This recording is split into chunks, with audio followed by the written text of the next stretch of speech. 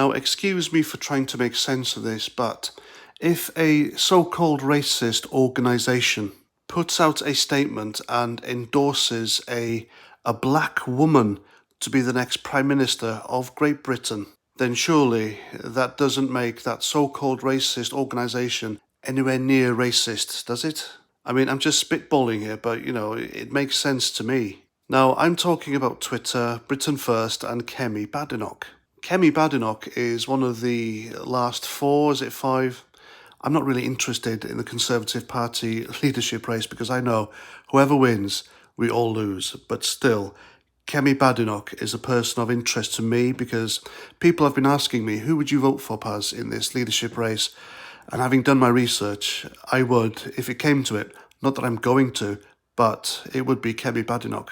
Because so far, not only has she said the right stuff, but she's done the right stuff as well. She's not a person of sound bites just to get votes in. She has a track record, and I like it. So, Britain First have endorsed Kemi Badenoch, of all people, for Conservative Party leader and the Prime Minister, the next Prime Minister of this country. And so, as you can imagine, the hateful, hysterical Twitter mob have been getting their nappies and knick-knicks in a twist by saying, oh no, she's been endorsed by racists. It's not an endorsement that someone like her really needs. Well, like I said, if they were really racist, they wouldn't endorse her, wouldn't they? I mean, there's plenty of other white people in that leadership race which a supposed racist organisation would endorse, but they haven't. There's even a former military man, and they've completely fucked him off. They've gone for the black woman. Why? Well, I'll tell you why. Now, I'm not a member of Britain First. But again, common sense tells you it's her track record. It's not just about what she says. Now, Kemi Badenoch is of Nigerian heritage. She was born in Wimbledon. She worked in McDonald's, I believe. If I'm wrong, tell me in the comments. Where she worked her arse off to help pay her way through college. And it seems her time in Parliament has been like waging a war against wokery. I like that too. She has spoken out against Black Lives Matter. She has never taken the knee. She has spoken out against Antifa. She doesn't believe in positive discrimination against white people. And she has spoken out against schools teaching young kids about the so-called benefits of changing sex. She has said that she wants to turn the tide of the absurdities over transgender rights where a very small, tiny, left-wing extremist elite are I think it's plausible to say that they're forcing ludicrous propaganda on the rest of us. And according to a new opinion poll that shows that overwhelmingly, and by overwhelmingly I mean, in the 90-odd%, that British people are opposed to such stuff as the regendering of toilets and transgendered men being allowed to go into women's spaces and transgendered men competing against women in sports. She has spoken out against all that. And according to polls, this means she's with the majority.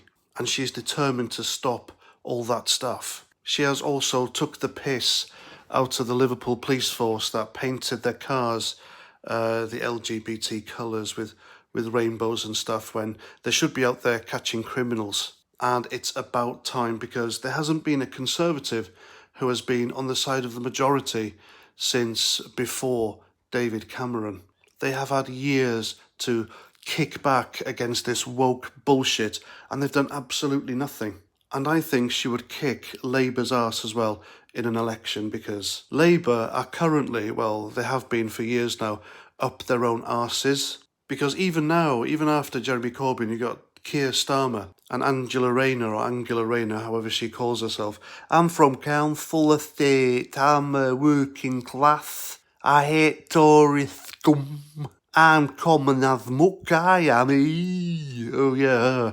That party patronises ethnic minorities and women, and Kemi Badenoch has called this out. Labour Party now are literally the party that, pats black people on the heads and says they're there, but you can't get anywhere without the Labour Party. This is completely untrue.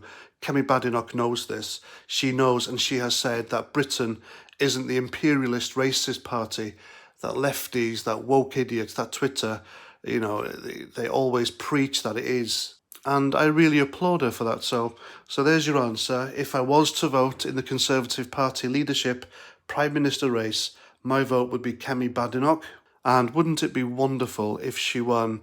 I mean, she is literally a black Thatcherite. She believes in lower taxes and less government interference in people's lives.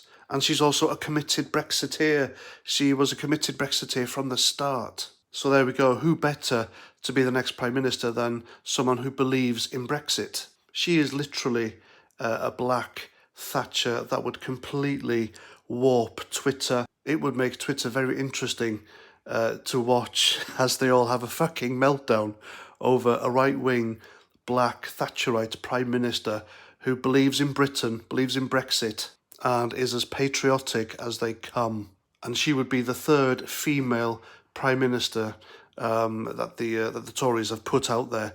Meanwhile, Labour still have men. There have always been men who have been leaders of Labour. They haven't even practiced what they preach of the old box-ticking agenda.